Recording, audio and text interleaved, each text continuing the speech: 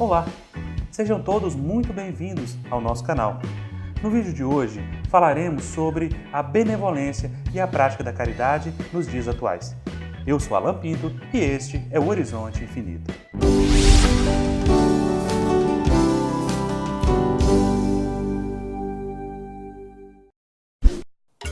Pergunta 886 do Livro dos Espíritos. Qual o verdadeiro sentido da palavra caridade como entendia Jesus? Benevolência para com todos, indulgência para as perfeições dos outros, perdão das ofensas. Eis uma das perguntas mais famosas do Livro dos Espíritos, o primeiro livro da obra lançada por Allan Kardec e que compõe a base da doutrina espírita. Essa pergunta do codificador, dirigida aos espíritos, está presente na maioria das palestras, conferências e seminários cujo tema principal seja a caridade. Possui até uma espécie de acróstico para decorá-la, o famoso BIP. Se fizermos uma pesquisa entre os não espíritas com a seguinte questão: descreva em uma única palavra em que consiste a prática do espiritismo. Tenho certeza que caridade será o termo mais lembrado pela maioria. Mas qual a razão disso? Por que as ações assistenciais tomaram frente do movimento espírita até os dias atuais? Para encontrar a resposta, voltaremos ao ano de 1884, quando foi fundada no Rio de Janeiro a Federação Espírita Brasileira, a FEB. Nessa época, o Estado pouco se ocupava do amparo dos doentes, órfãos ou idosos, aos quais não oferecia escola, saúde ou previdência social, cabendo então à religião este papel. Basta lembrar que somente após a Revolução de 1930 é que seriam instituídos órgãos oficiais de aposentadoria e pensão dos trabalhadores. As primeiras instituições de saúde que os doentes brasileiros conheceram foram as Santas Casas de Misericórdia, mantidas por irmandades católicas e que prestavam assistência. Do mesmo modo, as sociedades espíritas foram criando hospitais, manicômios, asilos e orfanatos. De lá para cá, muita coisa mudou. O cenário agora é bem diferente daqueles tempos de outrora. A impressão que se tem é que os espíritas pararam no tempo e não perceberam que atualmente os programas sociais de distribuição de renda, apesar de suas mazelas e imperfeições, têm garantido aos menos favorecidos um relativo acesso aos bens de consumo, retirando grande número de pessoas que viviam até então abaixo da linha da pobreza. Prova disso é que desde 1980, o IDH, Índice de Desenvolvimento Humano, tem apresentado um avanço considerável. De 1990 em diante, o Brasil passou a figurar como um dos 15 países com melhor evolução do IDH. Mas voltando ao cerne da questão, o que devemos entender, então, por benevolência? Nietzsche, em seu livro Genealogia da Moral, afirma que o conceito de bom não vem daqueles que recebem a bondade, e sim daqueles que a praticam. Vejamos o que aconteceu, então, na Romênia. Em 1965, Nicolae Ceausescu era o líder máximo do Estado durante o regime comunista. Um ano após assumir o cargo, Ceausescu instaurou leis que baniram o aborto e quaisquer formas de contracepção em toda a Romênia. Sua intenção era aumentar a população e, consequentemente, a força de trabalho. Como parte do programa, foi instituído então uma espécie de imposto de celibato para famílias que tinham menos de 5 filhos. Mulheres com mais de 10 filhos recebiam o título de mães heroínas, otorgado pelo próprio Estado. O resultado dessa política foi a explosão das taxas de natalidade, com graves reflexos para a população. Famílias pobres, sem condições de cuidar dos filhos, abriram mão da guarda das crianças, que eram então enviadas para orfanatos públicos. Conforme o número de crianças crescia, o governo construía mais e mais orfanatos. Em 1989, ano em que Ceausescu foi deposto, os orfanatos romenos já acumulavam 170 mil crianças abandonadas. Isso nos mostra que, muitas vezes, a intenção de fazer o bem, acabamos por contribuir na perpetuação da miséria humana. Então eu pergunto, meu caro amigo, minha cara amiga, você não acha que já está na hora de revermos nossos conceitos sobre o que seja benevolência na prática da caridade? Quem disse que distribuir sopa, fazer campanha do quilo ou do agasalho seja o melhor para o outro?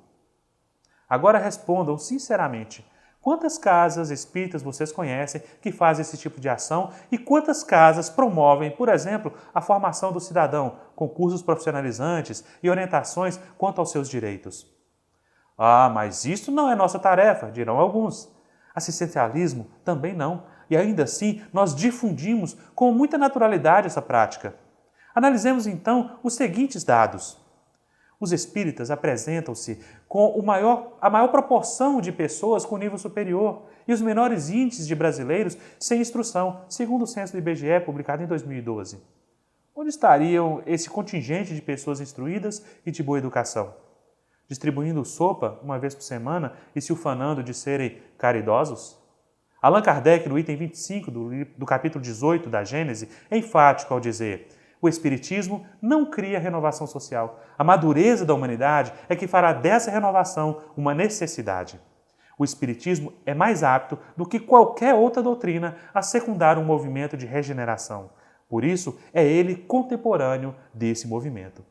Secundar significa agir como coadjuvante, agente auxiliador das mudanças necessárias à renovação moral do planeta. Repetindo, renovação moral. Mas então, qual seria a origem desse costume entre os espíritas? Hermance Dufour, espírito, nos faz a seguinte afirmativa. Tivemos 3 fases bem marcantes e entrelaçadas no movimento humano em torno das ideias espíritas. O fenômeno, a caridade seguida da difusão e agora, mais que nunca, a interiorização. Estamos no período da maioridade, preparando-nos para a aquisição de valores incorruptíveis. É justamente na aquisição e difusão desses valores, como respeito à diversidade, ao meio ambiente, cidadania, valorização da pessoa humana, que deveriam se pautar nossas ações.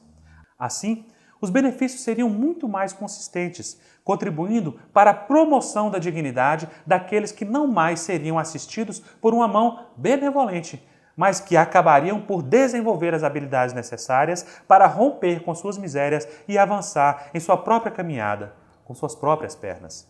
Com isso, não estamos tentando dizer de maneira alguma que as práticas comuns da caridade devam ser abandonadas. O que necessitamos é redirecionar nossos esforços adotando novas ações que promovam o crescimento intelecto-moral da pessoa humana, gerando impactos positivos ao longo de toda uma existência. Este novo olhar para o outro nos levaria imediatamente à reformulação das práticas da caridade como entendia Jesus. Pensemos um pouco e tentemos responder a estas perguntas. Que necessidades nossos irmãos têm e que precisam ser atendidas? Onde poderemos atuar para auxiliar na melhoria das condições de vida da comunidade que nos cerca? Atualmente, o que é mais requisitado? A caridade material ou a caridade moral? Em Mateus 17:24, encontramos uma passagem curiosa. Quando Jesus e seus discípulos chegam a Cafarnaum, um cobrador de impostos vai até Pedro e pergunta: o mestre de vocês não paga o tributo de 2 dracmas? Sim, paga, respondeu Pedro. Quando Pedro entrou em casa, Jesus se antecipou dizendo: Simão, o que você acha? De quem cobram tributos? Dos filhos ou dos estrangeiros? Dos estrangeiros, respondeu Pedro. Então, os filhos estão isentos, disse-lhe Jesus. Mas, para não escandalizá-los, vá ao mar, jogue um anzol, tire o primeiro peixe que você pegar, abra-lhe a boca e você encontrará uma moeda de 4 dracmas. Pegue-a e entregue a eles para pagar o meu imposto e o seu. O mais interessante nessa passagem é que Jesus, sendo filho da terra, não deveria pagar o tributo. Porém, para não criar desentendimentos, ele pede a Pedro que execute uma ação, o movimento de pescar, demonstrando assim o valor do trabalho. Jesus fez o bem? Sem dúvidas.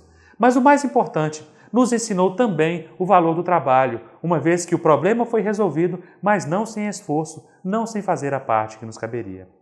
Esperamos sinceramente que essa reflexão tenha sido útil ao debate e à criação do senso de urgência na revisão de nossas práticas, para que um dia possamos assimilar o verdadeiro sentido da palavra caridade, como entendia Jesus.